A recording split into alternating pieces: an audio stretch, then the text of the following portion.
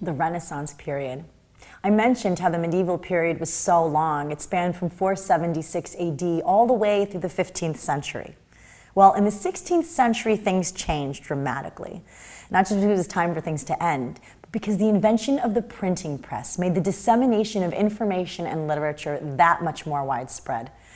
Also, there was new trade between Europe and India and China. And so the world was exploding right now. Exploration, new ideas, new concepts, new communications, ways to understand things. It pulled people's focus away from the medieval focus on Christianity, the church, and the Bible, although this was still very prevalent in much of literature. The printing press and the Renaissance in general opened up the way for so many more new original works, many of which I'm sure you're familiar with. It brought renewed interest in learning, improving the individual, logic, and rational thought. These are all ideals away and conflicting with the Catholic Church. So you can see that some of the literature is probably going to be in a little bit of a controversial or confrontational way to the church or religion. People were doubting ideas about the church. People were impressed by logic and science, deductive reasoning, rational thought. And everybody wanted to learn more and felt that the limitations of learning just from the Bible and the church was too much. There was more to know. William Shakespeare and Christopher Marlowe both wrote plays in London, and Thomas More and Francis Bacon were philosophers at the time that had a very strong impression on both playwrights.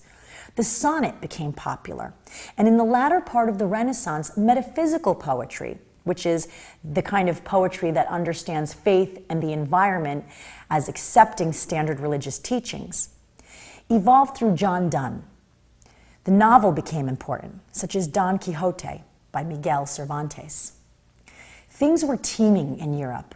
There was so much stuff brewing, and the excitement around learning and new ideas became expansive. And the new plays that came out were so new and original, and everyone was very excited to start learning about themselves in a different way, in a different perspective, instead of just from heaven's point of view. Some examples of the works that came out of this time were the Shakespearean plays, Hamlet, Romeo and Juliet, Christopher Marlowe's Dr. Faustus, Utopia by Sir Thomas More, The Alchemist by Ben Jonson. The essays of Francis Bacon were extremely impressive. The Prince by Niccolo Machiavelli, John Donne's Songs and Sonnets, and Andrew Marvell's To His Coy Mistress, Tartuffe by Molière, and The Fairy Queen, which you're now probably used to hearing, by Edmund Spenser. The Restoration period was right after the Renaissance and celebrated the restored court of Charles III. Many of the stories include extremes, as exemplified in Milton's Paradise Lost and John Bunyan's Pilgrim's Progress. Here I want to show you an excerpt from Pilgrim's Progress. Now I beheld in my dream that they had not journeyed far, but the river and the way for a time parted, at which they were not a little sorry, yet they durst not go out of the way. Now the way from the river was rough, and their feet tender by reason of their travels, so the souls of the pilgrims were much discouraged because of the way. I want to show you these excerpts throughout the modules because I think it's important that you have a reference to what the writing looks like on the page and what it sounds like when you read it.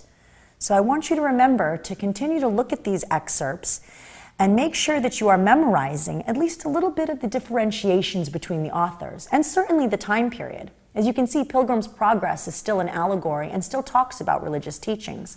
Much of that did lay over into the Renaissance. So be mindful of that as you study and take the questions after the unit.